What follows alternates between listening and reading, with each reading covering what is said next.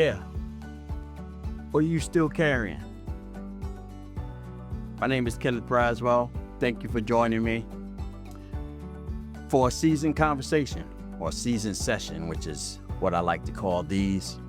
And the question today is, what are you still carrying?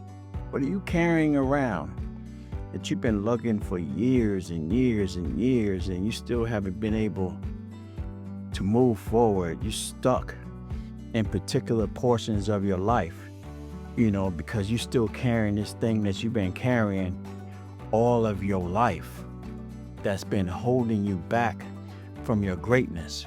Well, today we're going to talk about, what are you carrying? We're going to talk about those things that you have carried throughout your life, that was never yours. And we're going to help you release, or I'm going to help you release some of those things. And I want to show you how. I'm going to show you how I did it in my own journey, right? And so the learning objectives for today is to identify key experiences, relationships, and cultural narratives that shape how you see yourself. We're also going to evaluate how the need for external validation, shame, and past conditioning has delayed your growth. We're also going to commit at the end of this to reclaiming your peace and personal power by engaging in intentional reflection and releasing outdated identities. Yes, we are going to do that today. Today, we're going to do that together. But I do have a couple of questions I want to pose to you, right? And I've been saying it since we started this training. Like, what are you carrying? Like, what is it in your life, that you're carrying that was never yours? That label, that shame, that role, sometimes it could even be a burden. And then more importantly, with respect to what are you carrying, really is, who gave it to you?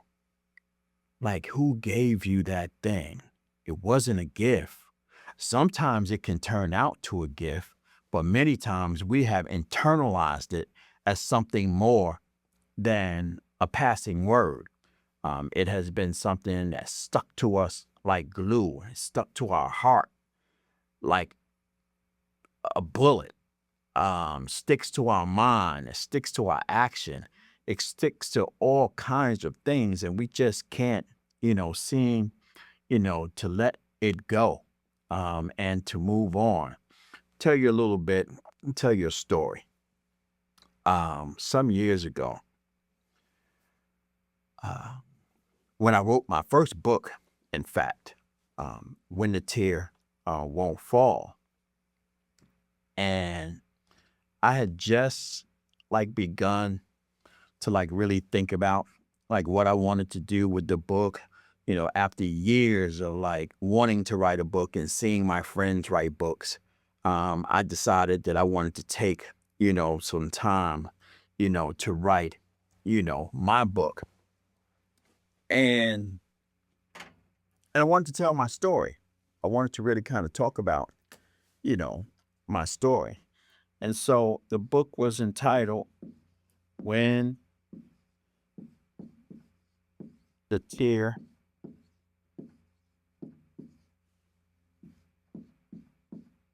Won't Fall.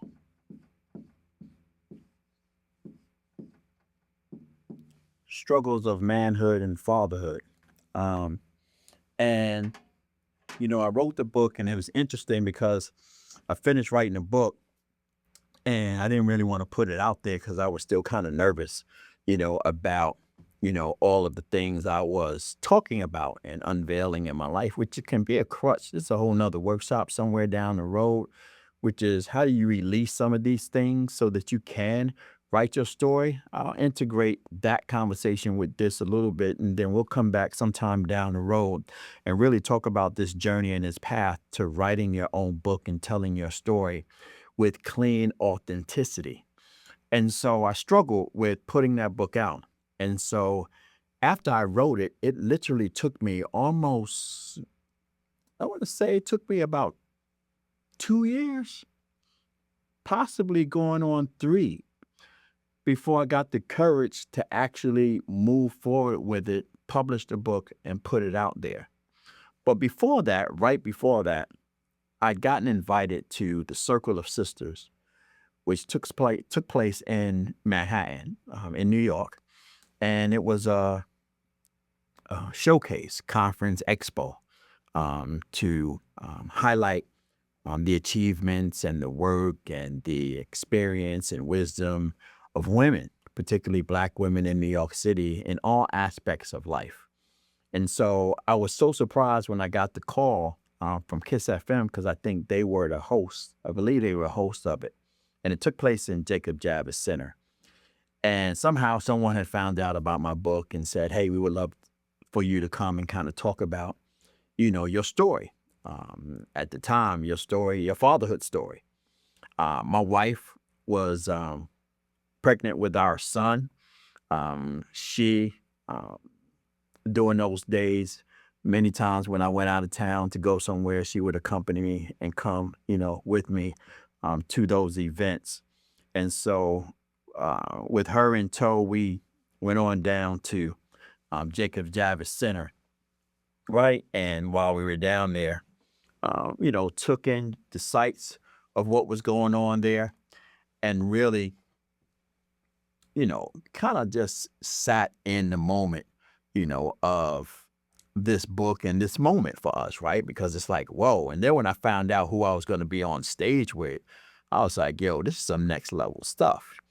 And so anyway, end up being on the stage with Reverend Run and his wife at the time, or his wife, not at the time, they're still married, myself, and I can't remember who the fourth author was, but there was someone else who was prominent that was also on stage, but for the life of me, I can't remember who it was. But anyway, fast forward, we get through the panel discussion. Reverend Run and his wife had just written their book on their marriage. I cannot remember the name of that book off the top of my head right now, but they were, hitting the book tour, talking about their book. I think Run's House was just about to hit the airwaves, and it was kind of an anchor conversation to the narrative within that reality show. And afterwards, we were all done. We all gotten down the stage, and we all kind of like in the backstage area, and they were moving people to where they were signing books. But I didn't have my book at the time. I had the manuscript, but I did not have the book. Well, during that time, we were coming off. My wife was actually talking to Justine, and they had connected on the floor, probably a mother thing. My wife was pregnant, and they kind of got into that conversation, but they were having a really great conversation. And I kind of stood off to the side. I didn't want to get into the mix of the conversation because it looked like they were having, an intimate, personal, conversation. And so the organizers were saying, come on, let's move and go over to the other area. So I began to move towards them. And at the same time, Reverend Run started to move towards us as well. And so while the two of them are talking, somehow, and I don't remember how it happened, but we end up taking a picture together. All of us took a picture, the four of us. And Reverend Run turns to Justine and says, come on, let's go. We got to go. He doesn't even have a book. And I was like, whoa, wait, what did he just say? Like, it took a minute for that to sink in, that he was judging me because I didn't have a book. I was already struggling with putting the book out there. And here he comes, with that statement. And he kind of grabs Dustine's hand, and they kind of, whisk away, and Tracy and I kind of follow behind them. Again, we didn't have a book, but we were still backstage, but was going to kind of support all the other authors. And that sat with me. That sat with me for a very long time. I wasn't exactly sure what to do with that, um, but it became one of those things, I carried. Um, and so I want to stop for a moment. I want you guys to take a moment and kind of think about that story and think about your own life. And write down on a note, you know, for most people, it was one thing that stuck. Michael Jordan, it was his high school um, rival. It was him not being um, picked for his high school basketball team. So Malcolm X being told by his teacher that, the professions that he was looking into, he would never amount to those. Those weren't positions that were slated for the N word, which is how raw they were at that time. And other celebrities can tell you stories that someone said something to them that really impacted, them being motivated to do what it is they were trying to accomplish. But I want you to take about 5 minutes, um, sit in that for a minute, sit in that for a couple of minutes, um, and write down, one, if not two or three things that someone has said to you in the past that you're still carrying today, and those words still resonate loudly in your ears. Let's take a few moments, write some notes down, and then we're going to come back on the other side.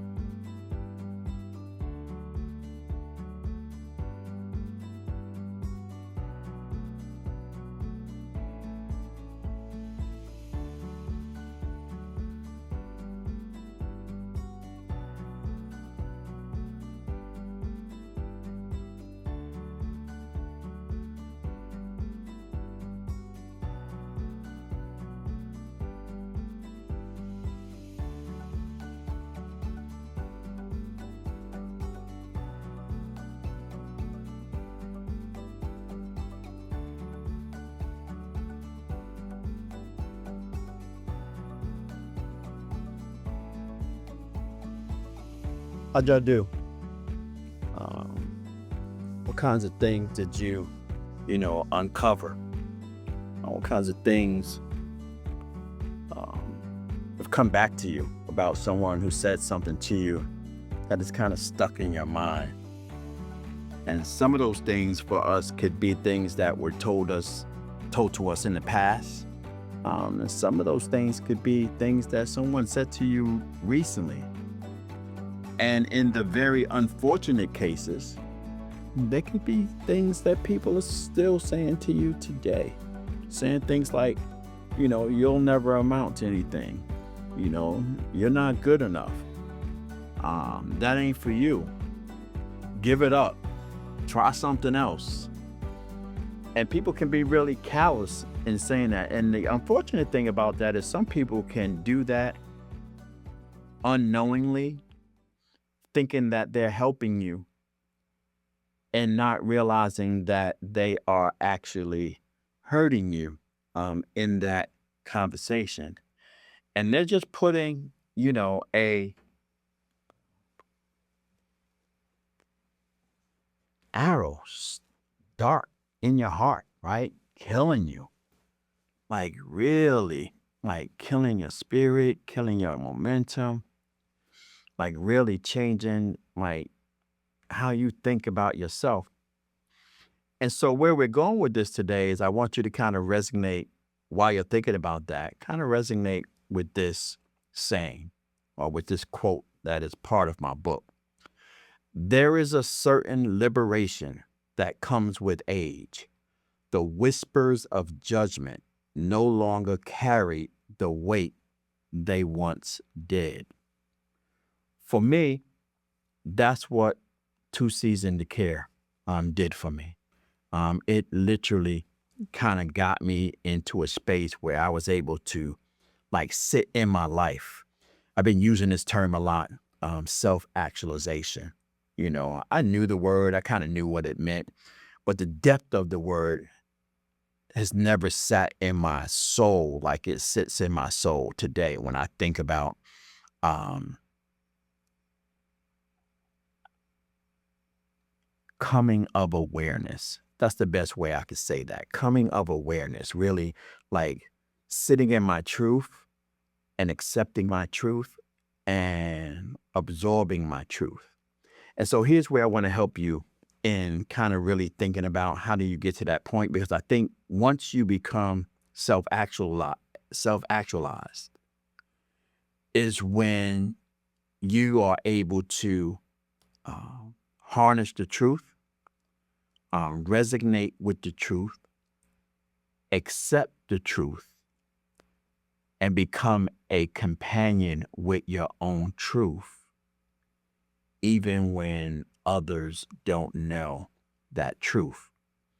And so here's what I want to do with you. And I want to give you 5 things to do to assist in uncovering lingering lessons, lessons that are still lingering in your life. We're going to talk about those. So here's the first thing you could do. Why do I talk about these consistent moments of silence, right? Because in those moments, pick your time. Sometimes that time is early in the morning for some people. Sometimes it's late at night for some people. In an odd way for me, it's in my car. Sometimes I'm in the car and I'll listen to music sometimes. I'll listen to audible books, to kind of, get my read on from a listening perspective. And then sometimes I'm in a mood where I just shut everything off in the car and roll the windows down and just listen to the sound of the tires on the road, especially on nice summer nights with a breeze, and just be in my own thoughts. But sometimes in those silent times, clarity of life, can come about, and you can really begin to, really understand and think about and resonate with things that people have said to you that could still be bothering you. Second thing you can do is name emotions without trying to fix them, right? When those things or when those moments come along and you're thinking about that thing that person said to you, like what emotion is coming up for you, right? And name that emotion. Sometimes it's anger, sometimes it's sadness, sometimes it's regret. In the unfortunate circumstance, it could be revenge is not an emotion, right? But revenge actually stimulates some other emotions, vindictive, right? Vengeful. You could be thinking some of those kinds of things. And then you have to ask yourself the second question, which is, why is that particular thing making me feel the way that I feel? And how can I feel differently, about myself? And name those things and write them down, which is what I'm going to talk to you about in the third one, which is journal with honest, uncensored thoughts.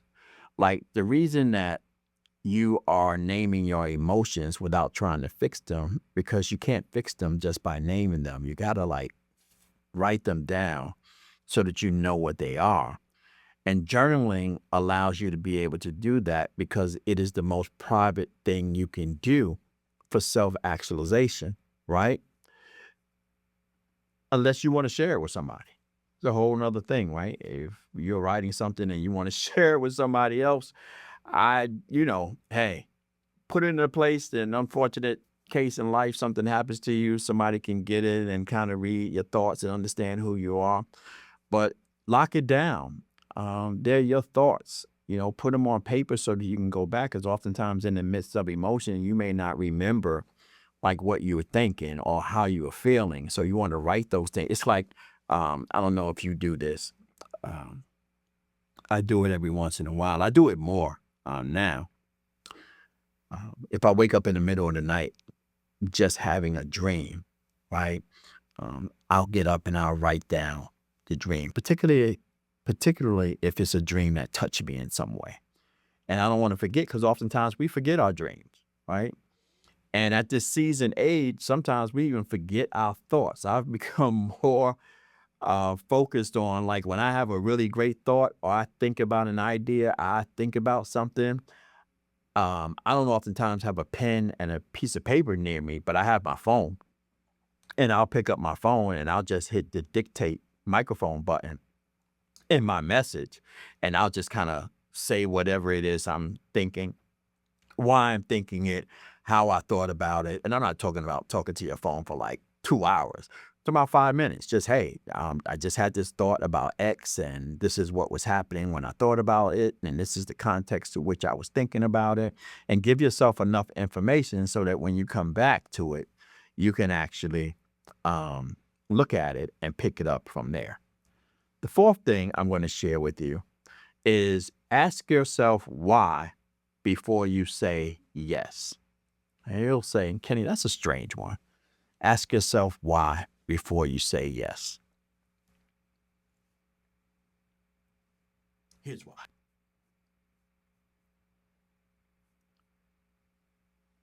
There's some people in your life to which you say yes because you immediately think about how you're going to feel if you say no. Or more importantly, not how much you're going to feel, how much they are going to feel, or how much you think or what you think they're going to feel if you say no. So oftentimes we say yes because we're trying to avoid dealing with whatever comes with no, right? Or people have gotten some level of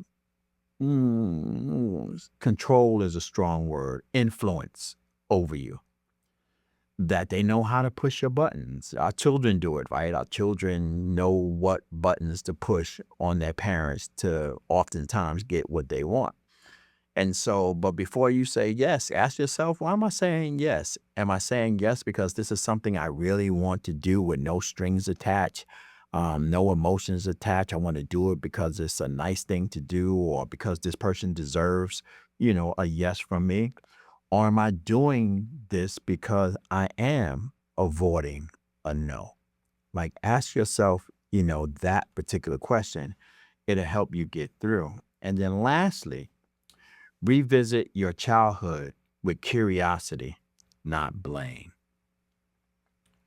There is, um, in my book, I literally start off, my book, like really going back to my childhood, because that was a process of the journey for me, and really uncovering and unearthing things in my life that I had not given a lot of thought to.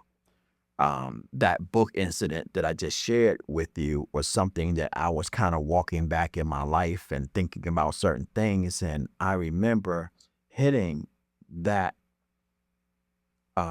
revelation in my mind about that moment that he said that, and began to start thinking about how much that has come motivation for me to write. Like, I'm on like 14 books right now, right? Because, and I'm not going to say he was the driver of me being an author today, far from it. But I do think about it, and it does stimulate me, and it does motivate me as an individual to never allow anyone to say that to me again. And so, um, but going back through your childhood and really uncovering things that happen in your childhood without blaming um, anyone about it, and more specifically, not blaming yourself, right? Because again, earlier I talked about the truth. The truth is the truth, it's factual. People can debate how you feel about something, but what they cannot debate is the truth in and of itself. And so, um, so go back and really think about those things in your childhood, and resonate and write them down, your emotions, all of those things. And this is not a therapeutic exercise. It's an exploratory exercise to just begin to name these pains, right? If you want to go back and name some joys, name those too. But name those things that really has served as an hindrance and an obstacle for you moving forward because you can't get past this negative thing that someone said to you that is wearing you down. Reflection isn't indulgence, it's maintenance. Reflection isn't indulgence, it is maintenance. And what do I mean by that? Because some of you would say, I don't really want to sit here and just keep going back and rehashing old things in my life. And, you don't want to put thought into that because those things don't have great memories for you. But it is purposeful if you want to get to where you want to get to. We are becoming much more comfortable with therapy, counselors, life coaches. Seek all of those out. Be careful about, who you talk to that don't have those kinds of professional accolades behind their experiences. Not to say that you can't listen to people who don't have that, because some very wise and wisdom and spiritually led people can help you through certain circumstances. You want to be able to have that expansive space to be able to talk about things that you're thinking, right? And not have those things personalized. That's why I'm suggesting that really think about sharing those things with someone, with a professional. So, rounding this thing up, we're coming to a close. I'm hoping that this is helping you again go back to that list that you were writing. And after this is over, like go back and kind of exhaust that list a little bit, because you may find particular areas of your life that are still being impacted by something that someone said to you. And if you're wondering why those things are hard, why is it so hard for some people to self-actualize? Here are three things that make it sometimes hard. The first one is fear of being alone with their truth, right? We just finished talking about truth. Most people don't fear failure. Their fear is a fear of being exposed, right? And so when you go back in your life to like really kind of think about these things in your life that are troublesome for you, part of that is that you don't know if you can really sit alone with those things. And now there are some of those things that you really can't sit alone in, right? And you should have someone else, to help walk you through, which is why the professional help is necessary. But it is just one of the reasons why people don't self actualize. The other thing is over identification with roles or titles. When your job, relationship, or status defines you, you lose yourself when they shift. And so what that means is some of the things that you will discover about yourself are things that will be in contrast to something that you're actually doing right now, right? Because they will counter what it is, and you'll begin to start thinking about, like, why do you even do, particularly those who don't find joy in their jobs and their professions, right? They're out of line with their purpose. And they're doing those things because they felt a certain way about doing what they love to do, because they felt they had an obligation to do what they were supposed to do, which is to provide. But you can still provide within your purpose. But there's some of us who shifted because someone or some obligation or some responsibility shifted us into a space. And we find ourselves 20 years into a job that we never cared about. It just became means to an end, right? It really just became a means to an end. The last thing is attachment to external validation.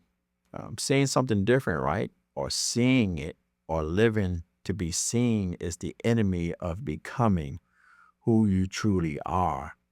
When you begin to start self-actualizing, you begin to start uncovering truth about yourself. And uncovering that truth can be scary. It really can be scary. And so, but do it anyway. Do it anyway. It's important for you to do it and understand who you are, why you are, and how you became to be, so that you can begin to start identifying how you move forward. This is a phrase that I've often posed to people, and I'm going to pose it to you as well. If your tombstone had your birth and your death dates, what would be the meaning of the dash in between? And would you identify that dash as just the thing that you were doing to live, the thing that you were doing on purpose, or the thing that you were just managing as a result of life? Meaning that you weren't living, you were surviving. A lot of good can come out of surviving. I'm not saying that it's a bad thing. My parent growing up, didn't have it all, and they struggled. And I'm sure most of their adult lives, they were simply surviving, and found moments of joy and moments of pleasure. But in totality, looking at their life as a whole may not look at all elements of their life as being something that was purposeful, which is why we're doing the 2-season to journey or 2-season to care journey with you, so that you can begin to start putting a measure of meaning to your life. I want that for you. I want you to be able to find a level of meaning in your life, so that even in the chaos of what's going on today, I know it feels like we can't find much joy, but you can. You still can find meaning. You still can find joy. You can find purpose. You can still tap into your passions and still do all the things that you are obligated and are responsible to do. I want to share this last quote with you before we close. Peace is not given, it's chosen. And that choice begins with truth. The truth about who you are, and more importantly, who you've stopped pretending to be. Peace is not given, it's chosen. And that choice begins with truth. My seasoned friends and my other friends who might not be so seasoned, but got a little seasoning happening with them. This is just a piece of my life I wanted to share with you. And I'm hoping that it helps you in some way, in some manner.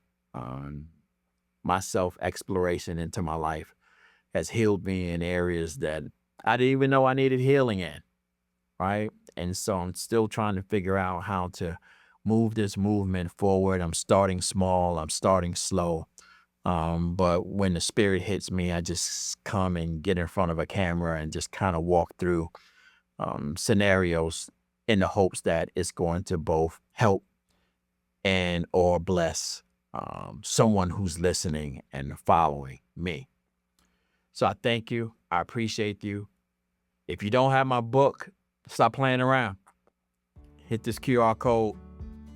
Go to Amazon.com or either go to theseasoncollective.com, purchase the book, get the workbook. We're even on Audible, y'all. If you like listening to the book, go to Audible, go to iTunes. 2-Season to Care is available